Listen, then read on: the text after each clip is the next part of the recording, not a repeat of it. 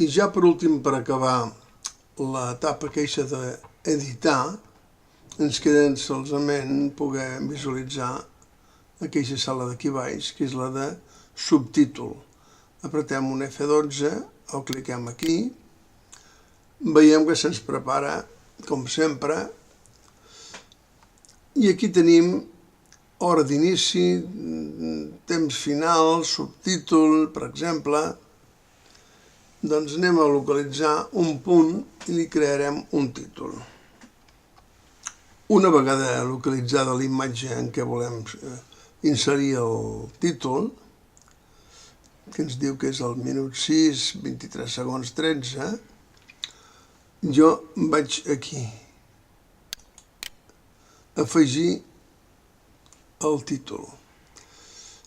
Aquí em dona l'hora d'inici i l'hora final, que per defecte ell me proposa uns 10 segons.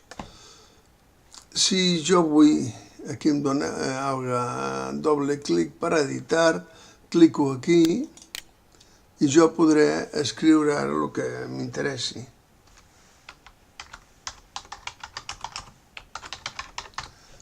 Entrada a França. Ja tinc seleccionat aquí m'ha canviat també entrada a França. No cal dir que jo puc jugar amb el text, amb els tipus de lletra que tenim, com sempre, negreta cursiva, color de la lletra, ombra, el que jo cregui convenient que puc modificar. Una vegada... Bé, si estéssim, per exemple, amb una producció en 3 dimensions, aquí li podríem donar la profunditat. Com més cap a l'esquerra em poso, el text aquest sortirà més a prop de l'espectador, és a dir, que el relleu serà més acusat i aquí seria més cap al fons amb un segon pla. Això pel que fa a efectes de 3D.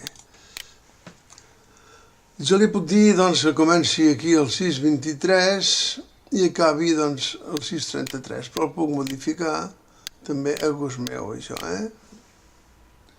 Clicant sobre ell, en vez de 33, li diré que 38, per exemple. I ja tinc el text preparat. Al fer el play,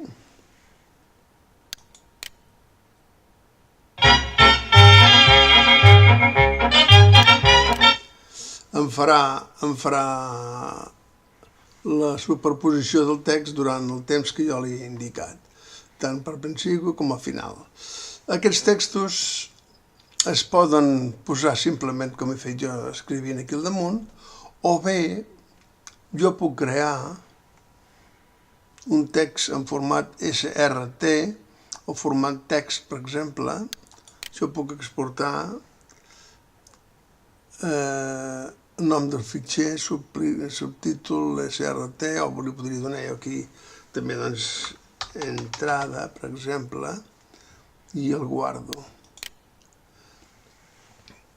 Quan jo vaig col·locar el subtítol, puc fer-ho també d'una altra forma, que és obrint aquí, se m'obrirà un lloc al disc dur i puc trobar l'SRT o format text, clico en aquest i me l'importarà.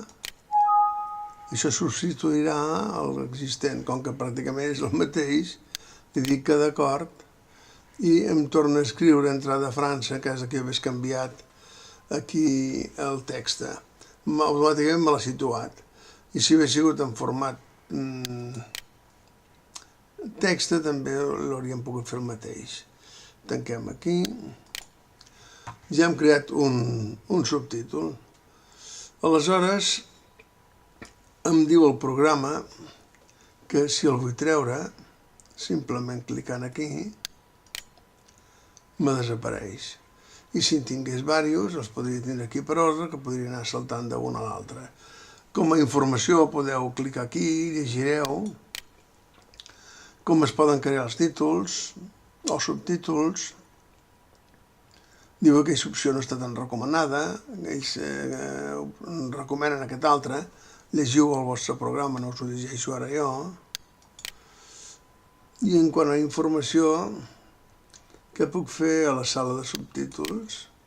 M'explica també que puc afegir subtítols a la producció de la pel·lícula per un disc o imprès, etc. Llegiu també les informacions aqueixes. Comentar només que amb l'hora d'inici el temps final ens permet fer una sincronització perfecta del temps que nosaltres volem que duri el subtítol, que estarem visualitzant la imatge. Aquí tenim un comptador que ens indicarà perfectament on estem i li direm que aquests valors els passem aquí a inici i a final, i durant el temps que nosaltres li hem marcat el text estarà present a la imatge. Res més, amb això és avui una explicació molt curta perquè aquí no hi ha més cosa que dir, i amb aquesta etapa acabem la part d'editar. Al proper capítol ja entrarem a la zona de produir, que veurem que és molt interessant també. Una vegada més, gràcies.